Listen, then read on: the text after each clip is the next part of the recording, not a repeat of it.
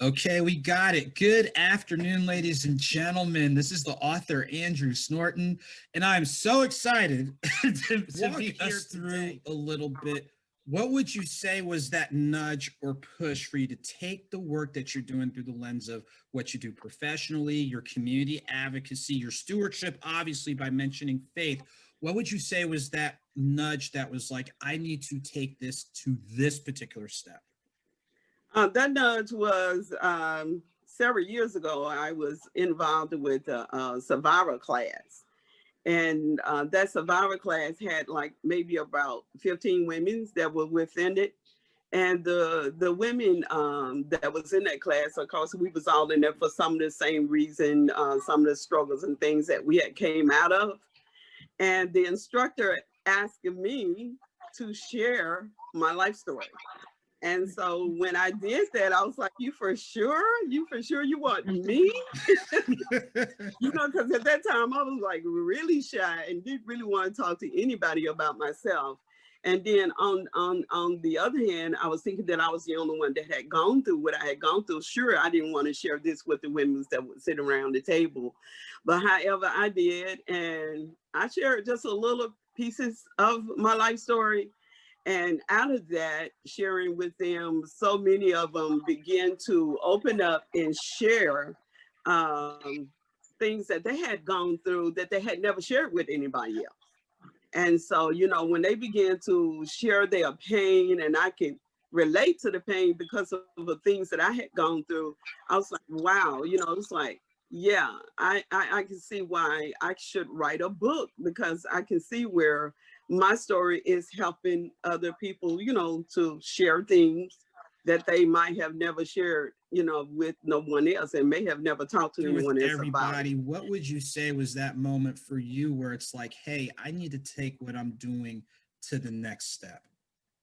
Awesome. So, over the years, I've managed several student leadership groups, and for about 10 of those years, I want to say I had gotten lucky. I had great students that were a part of the leadership groups, and they seemed to have an inherent idea of what leadership looked like and how it should be implemented and executed on a school campus. And so I think I had gotten lucky, but I'd also gotten comfortable in the role of student leader sponsor.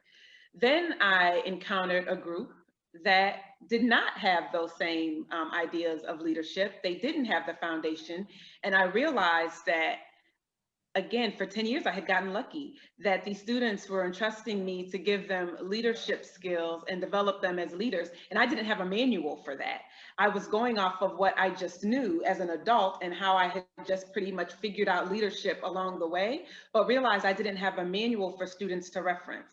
And so I decided that it was time. It was time for me to just put my 10 years of knowledge into written form and create a manual that Starting students with could digest. Nsikan, what would you say to anyone who's out there who has thought about writing, or even if they haven't thought about writing a book, if they've thought about writing a song or writing a script or something along those lines, based on your journey in wearing the author hat, what's one insight or words of wisdom that you'd want to impart to somebody?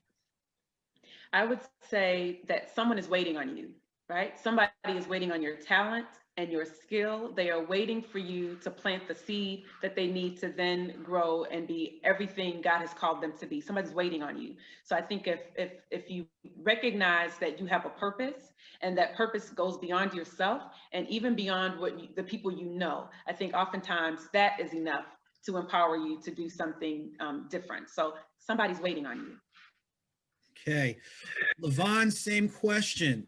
Knowing this process and what have you, and where it has taken you to this point, and knowing there's still further for all of us really to go, what would be one piece of advice, wisdom, encouragement, whatever you want to call it, to somebody out there who's thinking, should I write or should I record? Or should I, like I said, come up with this script? Or it can be something beyond writing. What's one piece of advice you'd want to give somebody out there?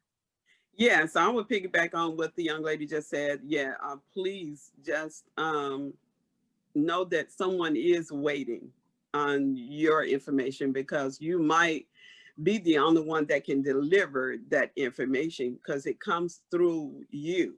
And when it comes to you, please share it in any form or any way that you can. Also, a key, what I found for myself is, and I also just heard another author say, get yourself out the way.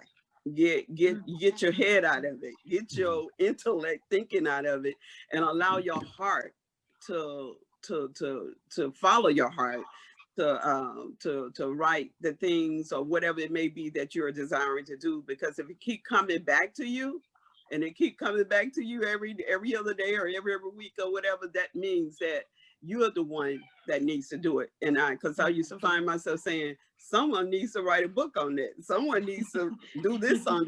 But it's you. You are the someone. So please just follow your heart and release it. Make sure to catch the full broadcast on All About the Authors 520 on Facebook and All About the Authors 520 on YouTube. Don't forget to support these and other great authors, and make sure to check out the hosts, All About the Authors. We'll see you soon.